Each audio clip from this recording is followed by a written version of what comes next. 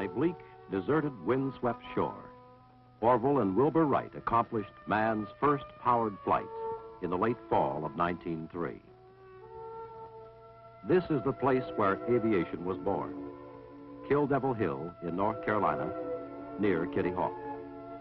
Unnoticed, unwatched, and unattended by newsmen or photographers, this unbelievable feat was accomplished.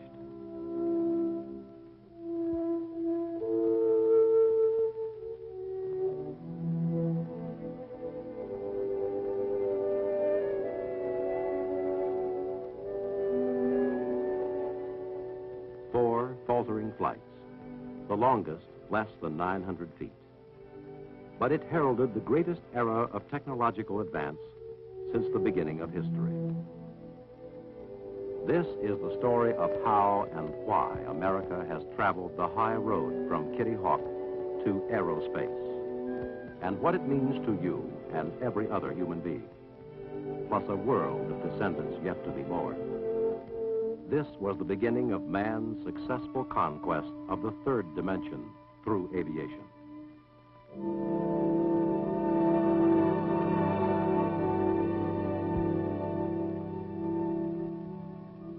A few years later, at Fort Myer, Virginia, Orville Wright, accompanied by Army Lieutenant Ben Foulois, flew a record 10-mile course, averaging 42 miles per hour and reaching 400 feet altitude.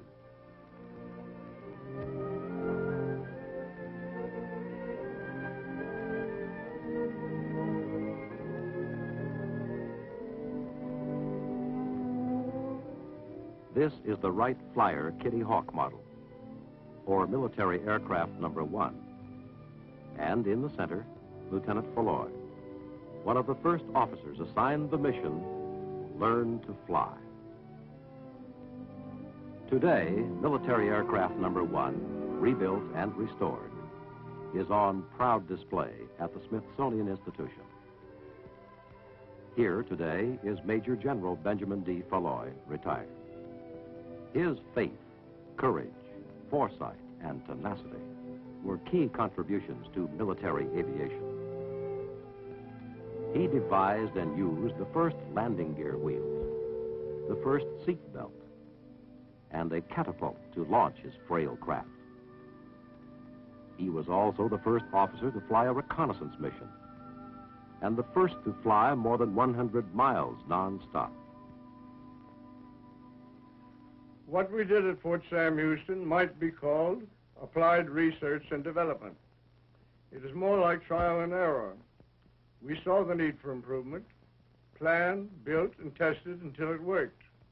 As I recall, there are 4 major milestones in the development of military aviation. First, the delivery of old number 1 plane. Second, proof of the requirement for reconnaissance and liaison aircraft. Third, the progress of European aviation in World War I spurred us to greater technological effort.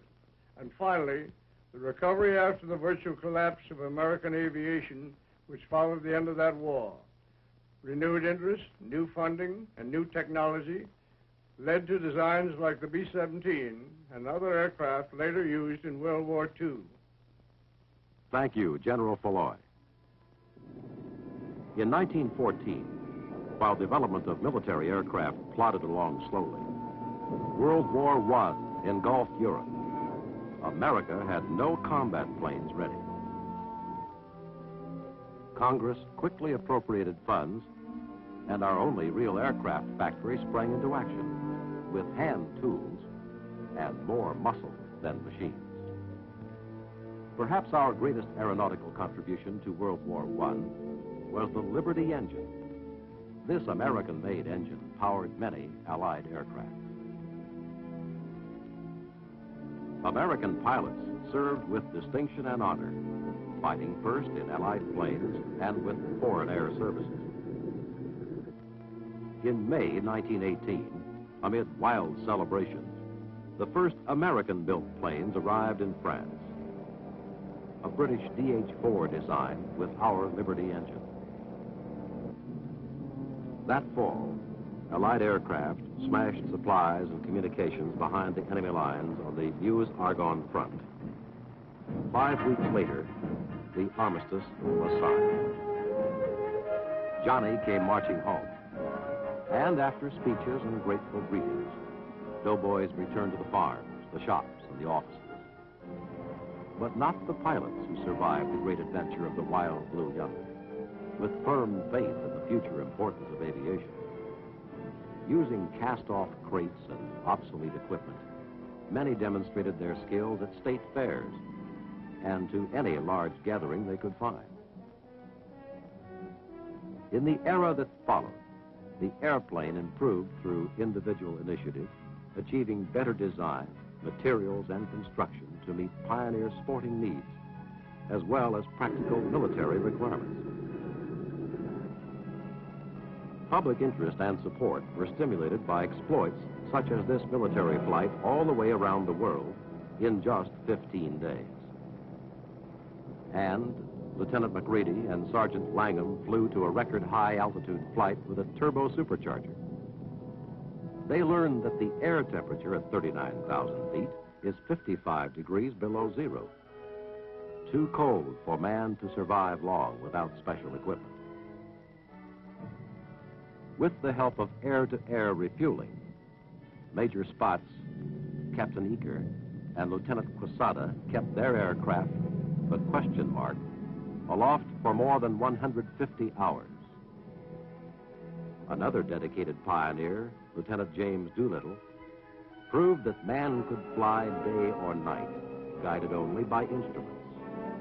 He took off, traveled 15 miles, returned to his starting point, and then landed safely without ever seeing the ground.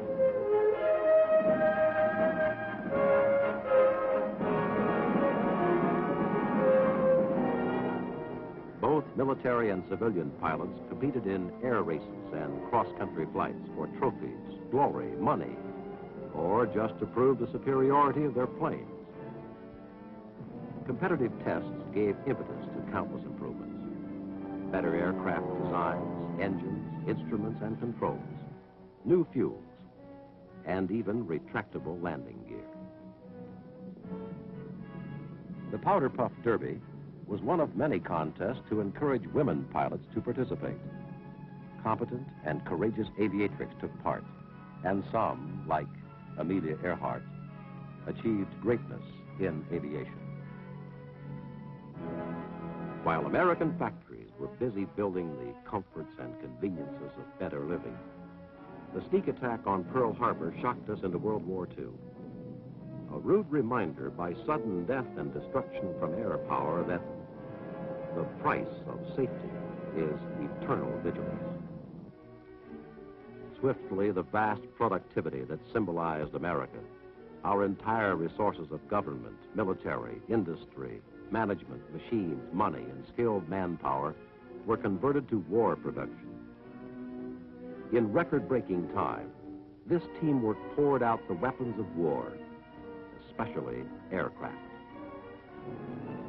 Long before D-Day in Normandy, Allied aircraft defeated the Luftwaffe, struck decisive blows at munitions plants and communications supporting the Nazi war machine, sought out and destroyed sites of the German rockets, which wrought havoc on England. When the Allied Armada hit D-Day beaches, Allied planes by the thousands protected our ships and troops from air attack and bombed the enemy's defenses.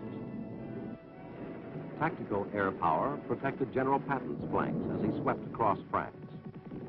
By the end of the conflict, air power became recognized as a decisive factor in war.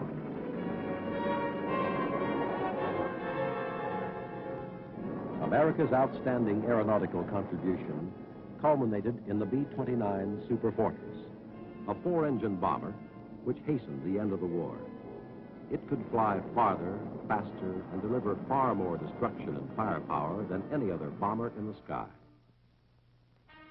After the war, America quickly demobilized most of its air power, but the technological search for security went on. Our two great oceans were no longer bulwarks of defense that would buy time for us to get ready to defend our land.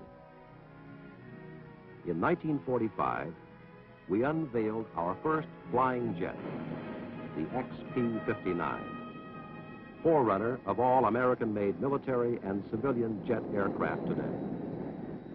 Meanwhile, the mighty B-36 intercontinental bomber bolstered the strategic deterrent during the transition from propellers to jet bombers. In 1948, when Russia, with a show of force, closed all access roads to West Berlin, the newborn U.S. Air Force mobilized its cargo aircraft to meet the strangling threat. Our historic round-the-clock Berlin airlift delivered more than adequate supplies, so the Soviets called off the blockade.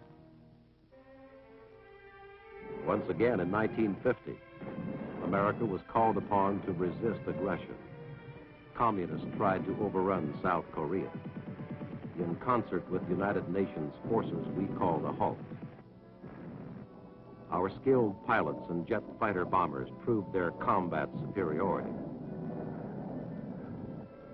As military research and development continued, we produced our Century series of jet fighters. The F-100 was the first jet to break the sound barrier in level flight. Soon, there were others even faster, more maneuverable, with greater firepower. In rapid succession, we developed the B-47 and B-52, which gave jet speed to our strategic deterrent forces. Jet-powered naval strike forces, some of them based on nuclear-powered super carriers, were added to our two oceans.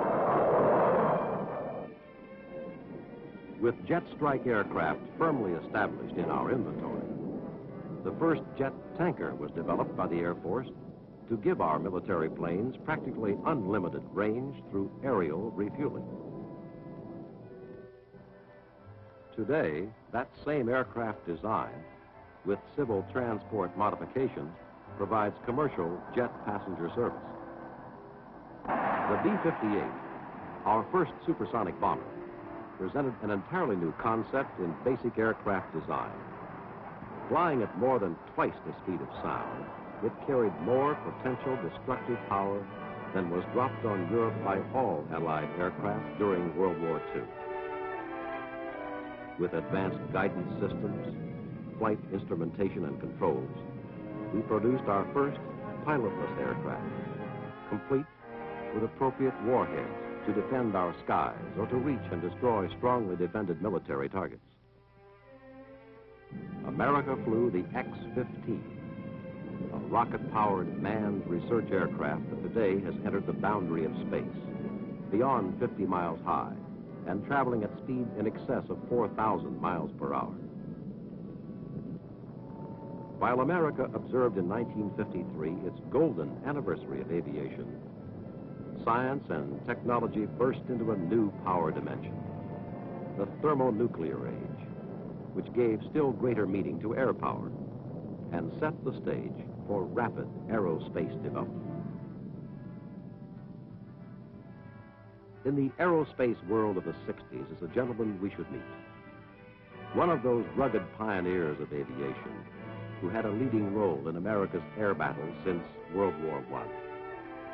Today, he is a corporate executive and technical advisor on aerospace power. Lieutenant General James Doolittle, holder of the Medal of Honor.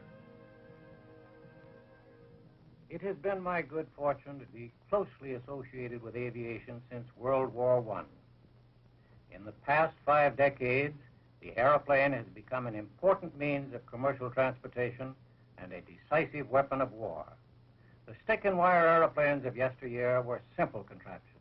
For control, there was a stick, a rudder, a throttle, and a few simple instruments. Then came the retractable landing gear, controllable pitch propellers, flaps, slots, and sophisticated instruments for the engines, for flight control, and for navigation. The old piston engine was replaced by the modern gas turbine.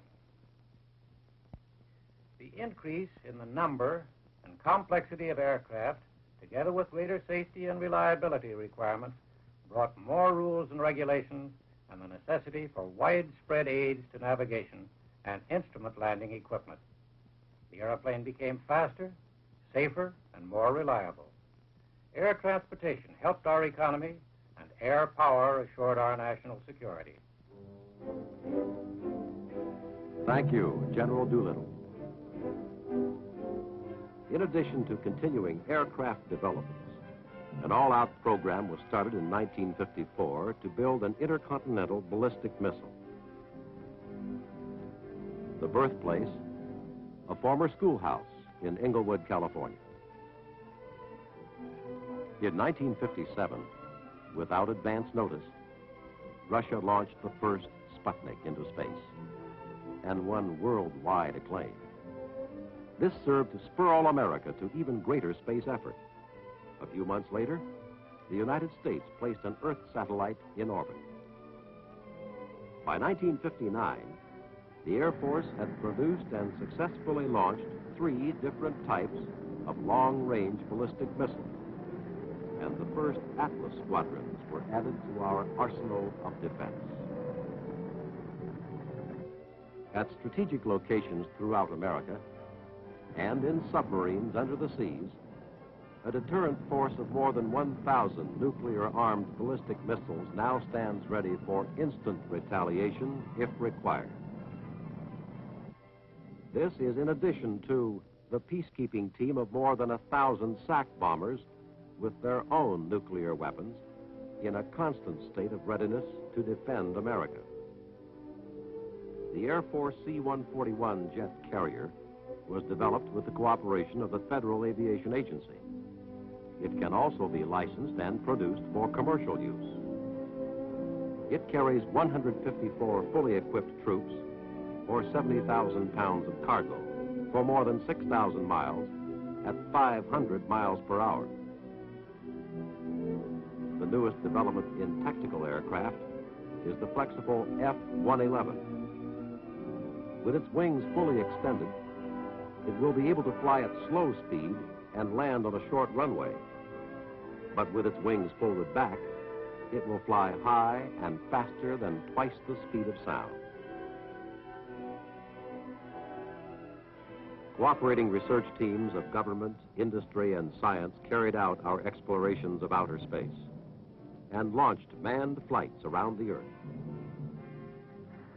While NASA's Ranger 7 takes close-up television pictures of the lunar surface to detect appropriate landing sites for America's astronauts. Plans are underway to place a manned Earth-orbiting laboratory in space. 2 astronauts are scheduled to be on board.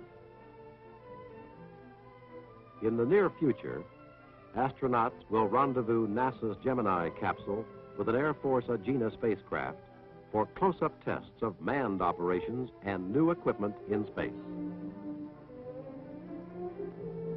Forging military space power is a prime job of the Air Force Systems Command at Andrews Air Force Base near Washington, D.C.